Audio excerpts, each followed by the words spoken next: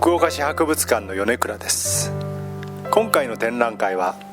遺跡の発掘調査で見つかった戦争関連の遺物を展示しています。遺跡の発掘調査で見つかるのは縄文時代や弥生時代といった古い時代のものばかりではありません。時には明治時代から昭和時代にかけて行われた戦争に関連するものが発見されます。この企画展示では福岡城跡にあった福岡連隊関連の遺物や防空壕や空襲などの戦争関連遺物を展示しています。明治時代以降、福岡城跡には陸軍の兵舎や司令部、病院などの施設が建てられましたが、兵舎の多くは昭和20年の福岡大空襲で焼けてしまいました。発掘調査によってこれらの建物跡が確認されています。特に被服庫は明治30年に建物が増設された時の図面通りの位置で発見されました。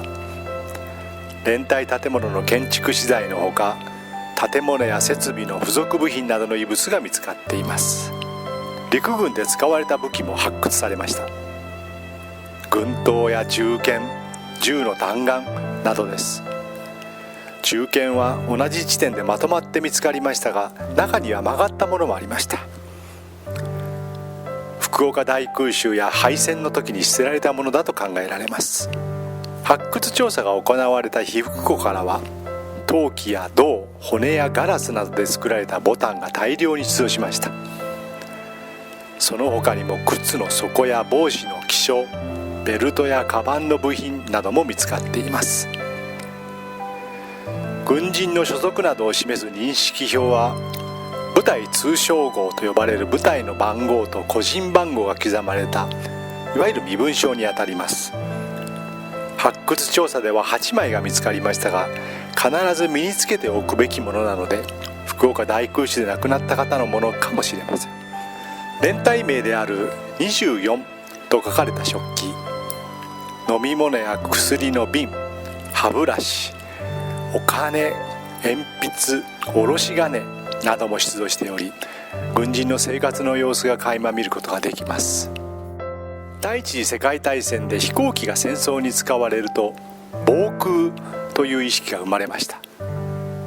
日本でも各家庭の庭や床下に簡単な防空壕が掘られました。発掘調査でこういった防空壕が見つかってます。見つかった防空壕の中からは、戦前や戦争中に使ったものが捨てられていました。昭和20年6月19日の深夜、アメリカ軍の爆撃機が博多や天神などの市街地を焼き尽くしました。被災者は6万人以上、死者・行方不明者は1000人を超えました。いわゆる福岡大空襲です。福岡城内にあった陸軍の施設も焼け落ち、軍隊は一部を残して移転してしまいましたが、福岡・博多の人々は焼け跡の中生活を続けていきました。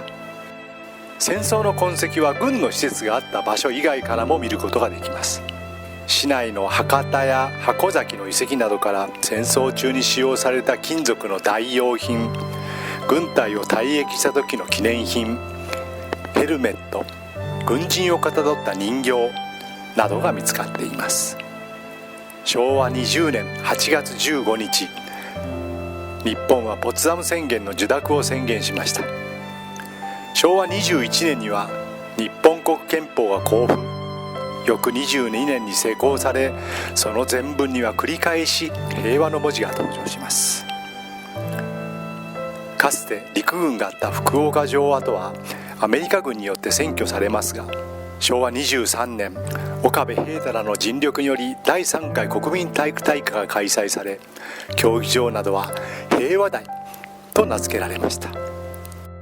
福岡市内では福岡城内以外でも多くの軍の施設が作られました。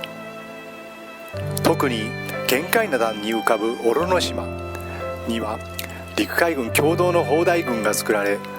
現在でもコンクリート造りの砲台基礎、弾薬庫、防漏などが非常によく残っています。小呂島にお住まいの住民の方々、小中学校の先生や生徒さんによってこれらの探索が行われ、手作りの案内板やマップが制作されています。今年は戦後75年、この展示が改めて戦争と平和を考える機会になれば幸いです。